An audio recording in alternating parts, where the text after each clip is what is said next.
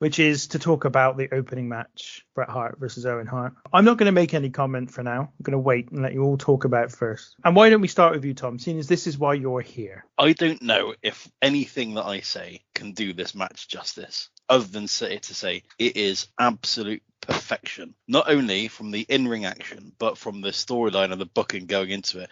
Interestingly enough, the storyline was originally pitched by Bruce Hart, and it was supposed to be him versus Bret. This match is perfect. Everything about this match, and when I say that, I mean everything from the commentary to Earl Hebner as the referee, to it being in the garden, to the crowd reaction. Everything about this match is 1000% perfect. It's a technical masterclass from both wrestlers. There's not one single error in the entire match. Every move is perfect. There's some moments in it. I could spend about 3 hours talking about Owen Hart's German suplex in this match, because it is the best German suplex you will ever see. And I specifically wanted to mention that because a German suplex with a good bridge, or any kind of suplex with a good bridge, is one of the most satisfying things to see in wrestling. And you guys touched on it last week discussing Jushin Liger versus Brian Pillman, and Old Man mentioned it, and I just heard you in the background, Matt, go, "Oh yes," which I was a big fan of, because you can't help it. And Tinky and Old Man did it just then when I mentioned it. Yeah. It's wonderful. There's a pile driver from Bret Hart, which is absolute perfection. The suplex off the top rope from Bret to Owen is magnificent. The way that the match starts with Bret like out wrestling Owen Hart, and then Owen Hart becoming the real aggressor and realizing that he's got a chance to win the match after he like noticed Bret Hart's injured his leg, and when he does the dive, or the kind of the slingshot over the top rope, and the kind of the switch in the match, the aggression which Owen Hart has. It's just everything about it is just absolutely wonderful. Best match ever. I'm saying. I'm putting it out there. There you go. And that's why Tom wanted to be on the podcast, because he wanted to put that out there. Why don't we go to you next, Matt? Wow, what a love letter to the opener that was. I don't think I'm going to be able to follow that. This was interesting for me because, as some of you may or may not know, I haven't seen an awful lot of Bret Hart or Owen Hart matches, to the point of I've had many people many times give me recommendations on Twitter of different Hart matches to watch. And do you know what? After finally seeing this one, I sort of went at the end of it, this is what everybody's been talking about. Okay. And they're absolutely right. This was pretty brilliant. This was great. I mean, after all the years I've heard people bang on about how great these guys are, I almost resisted it just out of just being an ignorant idiot for a long period of time. But good God, this was great. I mean, Bret is awesome.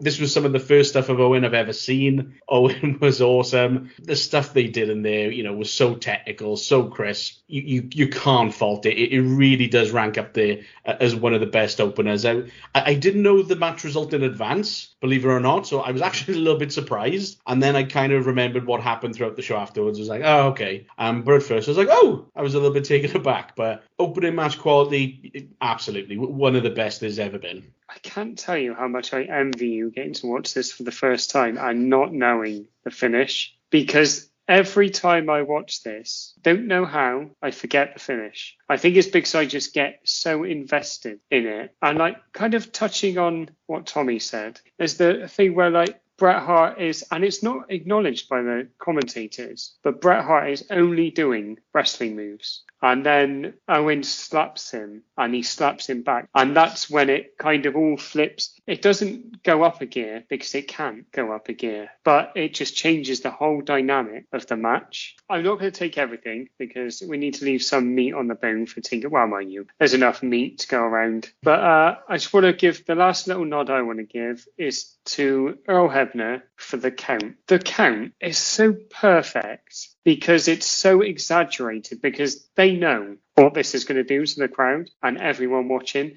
So he winds his arm extra high, hits the mat extra hard for that 3, and everyone's like, oh, it's not Bret's night. Lex Luger's going to be champ. Oh no. I want to start where you were talking about there at the end with Earl Hebner, because not just that one count at the end, is every count in this match. He is smashing his hand as hard as he possibly can.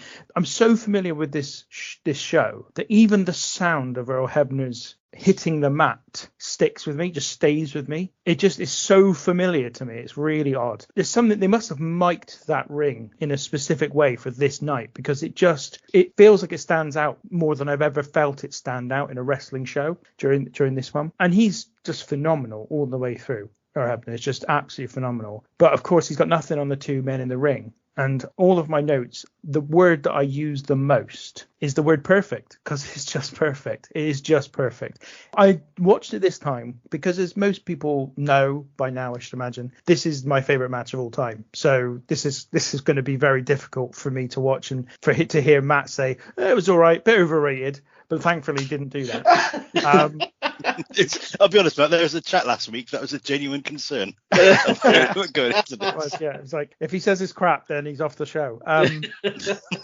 I watched this time with a view to finding problems with it, because I wanted to test it out. I was like, you know what, I've bathed in the glory of this match for too long. Let me see if I can find anything wrong with it. And I found one issue, and it's not his jacket. It's one very, very small issue, and it's the timing on the low blow that Owen Hart does, because Earl Hebner is slightly out of position, doesn't quite make it to the point where he's next to Bret and Owen, and therefore can't see the low blow. They get away with it. You could easily get away with it, and I am absolutely nitpicking the hell out of it, because that's the only thing I could find. It was literally the only thing that I could find in the whole match. The story is phenomenal, as you've all touched upon. The fact that it gets more personal because Bret's trying to wrestle it to start with. They build the idea really well, even in the commentary, about how Bret is kind of potentially underestimating his brother in this match, because they want to protect him, but not too much. So they're kind of giving him an out, but not too much of an out. The victory for Owen is tremendous because of what comes later on, and just instantly feeds into what comes next in the WWF storyline. The way he wins it means that Bret's got another out, because it's not like he's been decisively beaten. He's just made a mistake, ultimately. Bret's just made a mistake in the final moments of the match. And it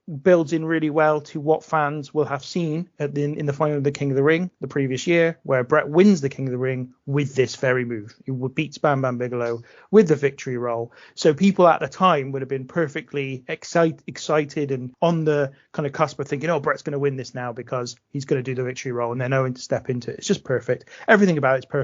All the moves you said are perfect. And the most perfect move of the whole night, which none of you have mentioned, is the bulldog. Never seen a bulldog as good as this. It's the best bulldog you'll ever see. No one will ever do a bulldog this good. It's just wonderful. It's just absolutely wonderful. Just thinking that.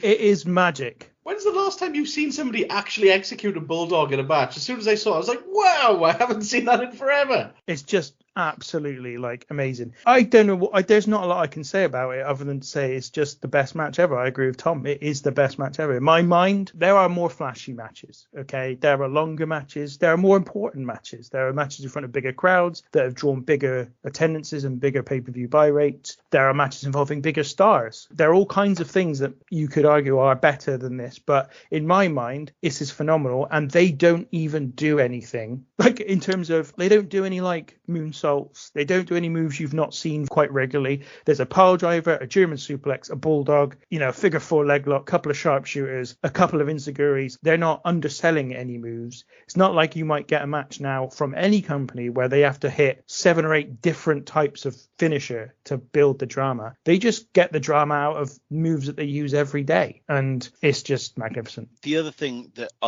my thing has always been, there's always been so close between Austin and Bret at WrestleMania 13 and this match as my favorite match of all time. And I was thinking about it after I watched this match earlier today, and I thought to myself, what is it about this match that is completely different to every other match? Is that it's just pure wrestling. There's no shenanigans going on side. Both of them, even Owen Hart, does the match within the rules, with the exception of the low blow. Everything is done within the rules. There's not a moment where Owen Hart goes to grab a chair or a ring bell. It's pure. That's what I think about the match. It's entirely pure. It's wrestling as it should be. It doesn't need to be anything. It doesn't need any high spots. It doesn't need these, like you said, Tinky, a moonsault or a splash or anything. It doesn't need anybody coming into the outside. Bret Hart takes the pin, clean. You can kind of say, oh, he's outsmarted or he made a mistake that led Owen to win. There's no way for it to basically be anything other than it is, which is a perfectly clean finish. And what I love about the end of the match, after the match, they did a post-match, which I wouldn't mind including as part of this,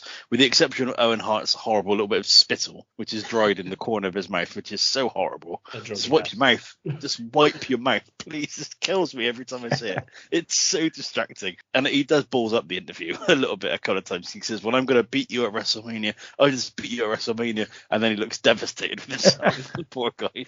But he acknowledges, there's a bit where he says, I beat you, and I'm not taking anything away from you. You're a great wrestler, but I've beat you. And it's just a perfect postscript to the match as well. I absolutely adore this match. Wonderful. When we've watched these shows, I've kind of danced around, but he's too good. Like Tinky, we were talking about, it's the first time we covered Bret Hart. Can't remember the show, but Tinky said his offense is so amazing. And I was watching this match. He hits a running clothesline on Owen at some point in this match that is so much better than anyone else could even dream of doing, because he'd come off his feet, he'd go ass first, and it's beautiful. Yeah, WrestleMania 7, I made that point. Yeah. There's actually one more thing I want to say about this match. We were talking a lot about matches where it doesn't feel like somebody's trying to win the match. There's no point you can level out of this match. This match is two people absolutely constantly trying to win the match, constantly trying to pin the other, constantly trying to get a submission. It's just perfect. It feels real because they are trying to win the entire way through. So I just wanted to add that one last bit. That's because that was what I noticed, is like, because early on in like the first couple of minutes, there are multiple pin attempts. And I'll be honest, even I've forgotten just how good it was. But to keep that up when you're constantly trying to win, it's kind of like the complete opposite of the criticism that I in particular had at Super Brawl 2, where people weren't. To keep that going for 20 minutes and 21 seconds and still get that drama. And I think that kind of plays into the finish, and why it kind of sucks the life out of the building is because there's been so many near falls. You think that he's going to kick out. And also, I don't think anyone wanted it to end. I tell you, as far as an introduction to Bret and Owen matches go, this was a pretty good one.